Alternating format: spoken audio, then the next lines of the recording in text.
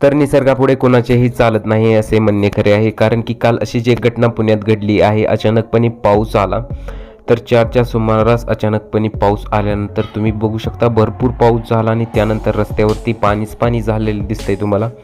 आणि पाणीच पाणी झाल्यानंतर जी वाहने आहेत ते चालवणं किंवा वाहने चालवणाऱ्यांची चांगलीच तारांबळ उडाली। तुम्ही बघू शकता भरपूर पाऊस पडलेला आहे इथे।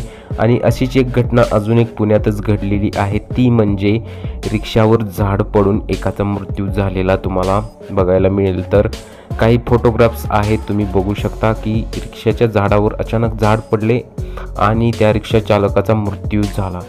तर तुम्ही काही फोटोग्राफ्स आणि पुढे पुण्यात पाऊसही पडणार आहे असे सांगण्यात येत आहे। तर ती ही रिक्षा आहे जिच्यावर झाड पडून त्या रिक्षा चालकाचा मृत्यू झाला आहे। आणि तुम्ही काही फोटोग्राफ्स बघताय की कशी जी चांगलीच तारांबळ झालेली आहे पुण्यामध्ये।